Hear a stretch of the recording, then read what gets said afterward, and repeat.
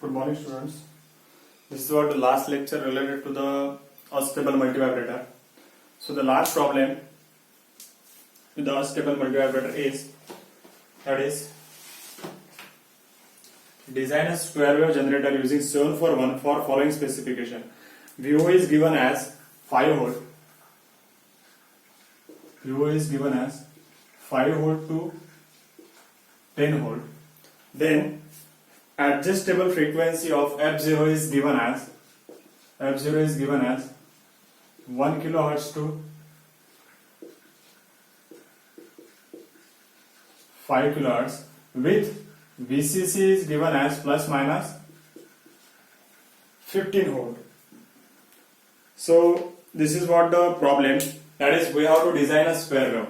Now problem statement is we have to design a square wave with variable output voltage, with variable frequency of the square wave, and when we are providing VCC is equals to plus minus 15 volt. Now in the previous problem, the problem statement is that we have to obtain the square wave with voltage value of peak to peak is nothing but the plus minus peak to peak is 20 volt, and there is mentioned that we are designing a problem for the variable frequency but fixed output. Now here both condition is available, that is we require variable frequency as well as we require variable output voltage. So if we want to design a variable frequency circuit, so we know the circuit for the variable frequency. We just use a simple unstable multivibrator where there is one capacitor available, and for obtaining a variable frequency we are connecting two resistors in the feedback. This provides the V reference. This is R1, this is R2, this is to be grounded, and this is also to be grounded. This is minus plus. We call it an R0 and this is called an R0 dash. Now this is nothing but the supply voltage plus VCC and minus VCC. Here we are getting VO dash, and VO dash is nothing but the plus minus 14 volt. As in the problem statement, it is mentioned that output voltage must be variable from 5 volt to 10 volt. Is it right? So output voltage must be vary from 5 volt to 10 volt. So for that, it means that output voltage vary between plus minus this output. From this statement we can directly write down as this may be value VPP. VPP is equals to, VPP is given as 10 to 20 volt. That is to be mentioned, and we are having VPP is equals to 28 volt. So it must be dropped down to 10 to 20 volt. As per requirement, we have to vary output voltage from 10 volt to 20 volt as an peak to peak voltage. So by using this circuitry up to this, we can easily find out this frequency, that is variable frequency, that is 1 kilohertz to 5 kilohertz. Because if we talk about the output voltage, we are talking about the output voltage range. It must be from this output, that is after the V side. So up to this we just obtain the variable frequency, and for that we have to refer the previous problem, because here a frequency is variable and it is similar to the previous, that is 1 kilohertz to 5 kilohertz. So I am skipping this part to design the value of the resistors R1, R2, R0 and R dash, and assuming the value of capacitance C. So that is already to be calculated in the previous problem. For the variable frequency of 1 kilohertz to 2 kilohertz, we know that R0 is equals to 1 kilo ohm. We calculated R0 dash is equals to 4K. We assume R2 is equals to 10K, and this is 11.6K, and we assume capacitor C is nothing but the 0.1 microfarad. If we obtain this value, or if we put this value R0 dash, capacitor C, R1 and R2, we can easily get the frequency F0 is equals to 1 kilohertz to 5 kilohertz. Now the remaining part related to this, that is output voltage must be vary from 5 volt to 10 volt. it means that they are giving us a two threshold voltage, that is lower threshold voltage and upper threshold voltage, and it can be easily find out by using the voltage divider circuit.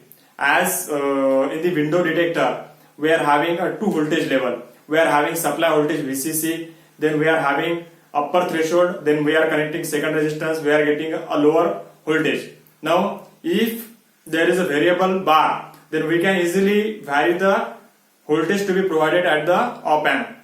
If we put the arrow towards the lower, we are supplying the lower threshold. If we put the arrow to the above the second resistance, we are providing upper threshold. By means of variable resistance, that is second resistance, we can easily obtain this range at the output end. So we just simply use a voltage divider circuit here.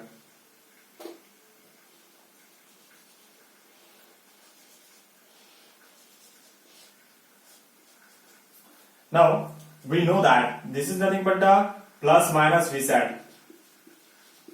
Is it right? Or we can say this voltage is nothing but the plus minus 14 volt. Now this 14 volt must be dropped down to the upper threshold voltage, and it is nothing but a 10 volt. As this peak to peak is nothing but a 20 volt, so here must be a 10 volt. So this point is nothing but a 10 volt. Now secondly, this is nothing but a lower threshold, because this is an connected to the operational amplifier. So this resistance is this value of the voltage is nothing but a 5 volt. Here we are connecting here we are connecting a voltage follower circuit. We are connecting voltage follower circuit. So this is nothing but ultimately output. So this is positive, this is negative, this is plus VCC, this is minus VCC, and this is nothing but a non-inverting input, which is nothing but a 5 volt to 10 volt variable, and its value is depending on how we are connecting this arrow to this resistance or this resistance. If this arrow is moved towards this direction, we are providing 5 volt nearer to the lower threshold. If we move this arrow towards the upper end of the resistance, we are providing nearer to the 10 value, and if it is put in between this, we are providing 7.5. By means of this arrow, we can vary the input voltage to the voltage follower, and voltage follower, it just follows the input. Whatever input we are providing, it just provides at the output end. So this is what the circuitry to be designed. So let us assume this may be R3, R4 and R5. So the remaining part of this problem is nothing but the design of these values, that is R3, R4 and R5. So selection of R4, R5 and R6, that is to be the design value for this problem, because we already designed this circuitry up to this circuitry for the variable frequency. So selection, let assume this I is equals to 5 milliampere. We are assuming I is nothing but a 5 milliampere. So if we want to select the R4, so R4 is nothing but the Vsat. Vsat is nothing but a, or we can say this is an VO dash, as this is an VO dash. So VO dash minus this voltage, that is 10 volt, divided by 5 milliampere. So VO dash is equals to 14 divided by 10. Sorry, this is 5 milliampere. So 4 by 5 milliampere. So it is 800 ohm. Similarly, R5 is equals to 10 minus 5. 10 minus 5 divided by 5 milliampere. So it is 5 by 5 milliampere. So it is 1 kilo ohms, and R6 is equals to 5 minus 0 divided by 5 milliampere. So it is 1 kilo ohms.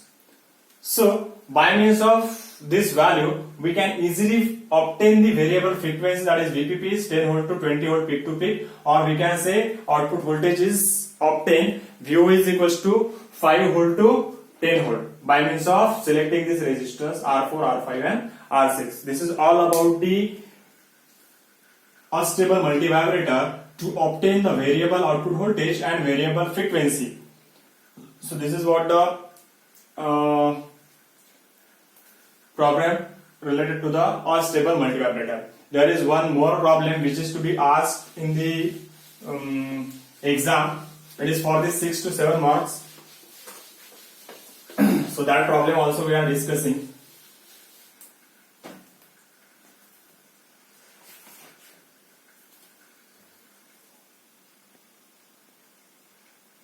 So the last problem is design a square wave generator using op-amp for F is equals to 2 kilohertz and duty cycle is 60%. Now F is given as, or F0 is given as 2 kilohertz and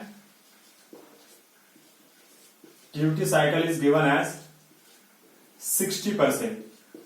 Now if you remember the second lecture of the unstable multivibrator, or we can say a second problem related to the unstable multivibrator, where we are assuming F0 is equals to 1 kilohertz and duty cycle is, instead of 60 we are assuming 40%. So this is nothing but a similar problem, and this problem is asked for the 6 to 7 marks in the exam. That is, obtain the frequency of the square wave of 2 kilohertz and duty cycle is of 60 hertz. For that, we have to simply follow. If our duty cycle is mentioned in the problem, there must be a circuit with charging and discharging path is different. So for obtaining charging and discharging path are different, we have to use the diode, because diode will decide the flow of current and it will decide charging and discharging path.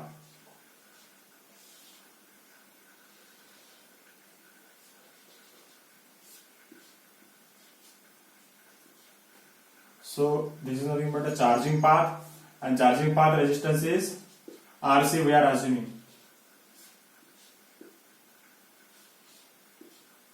So this is RD. We can say D1, D2.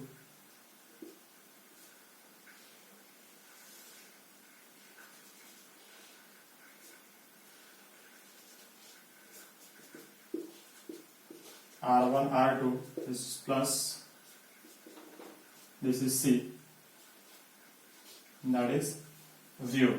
Here there is no point related to the output voltage, whether it is output voltage peak to peak value is not given. So we are directly taking output at this end, because here only the problem statement is we have to obtain the duty cycle is of 60% and frequency is 2 kilohertz. This is plus VCC and this is minus VCC. So let us start with the selection of R1 and R2. So first point is selection of R1 and R2. We can easily find out the R1 and R2 because R1 is equals to 1.16 R2. Every time we are considering R1 is equals to 1.16 R2 because we need to cancel the term, that is T is equals to twice RC ln of 1 plus beta and 1 minus beta. To cancel out this term, to make this value is equals to 1, for that purpose only we are considering R1 is equals to 1.16 R2. Only if we are considering this term becomes 1. So we are getting T is equals to twice RC. That is nothing but a simplified equation. That's why every time we are considering R1 is equals to 1.16 R2. Otherwise you can select any value of the R1 and R2. There is no problem. But for that we need to calculate the beta every time. So that is to be difficult task. That's why we are assuming this value. So let R2 be 10K. Therefore R1 is equals to 11.6 kilo ohms. So okay.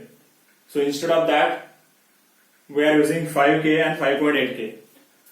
So as I am solved this problem in the notebook, that's how we are assuming here 5 kilo ohms and it is 5.8 kilo ohms. Otherwise we have to calculate all the data related to this problem. So I am having this value R2 is equals to 5K and R1 is equals to 5.8K. So next point is selection of RC, RD and C. So next point is selection of RC, RD and C. We have to select the RC, RD and C. Now we know that duty cycle D is given as T1 upon T. Now duty cycle D is given as T1 upon T, that is nothing but 60%. Is it right? 60% means what? Now we know that T is equals to what? 1 upon frequency, and frequency is given as 1 upon 2 kilohertz. So we easily find out the T. So we from this 60% of this T is nothing but the duty cycle D. So that is nothing but the charging time TC. So that we are getting charging time. Is it right? So TC is nothing but the what? TC is nothing but the 0.60% or 0.6 of T. Is it right? So TC is nothing but the 0.6 into 1 upon F. That is F0. So 0.6 into 1 upon F means 1 upon 2000. So if we calculate the TC, we are getting the value of TC is equals to 300 microsecond. That is 300 microsecond. Now we know that the formula for the TC is nothing but the what? TC is nothing but the RC into C.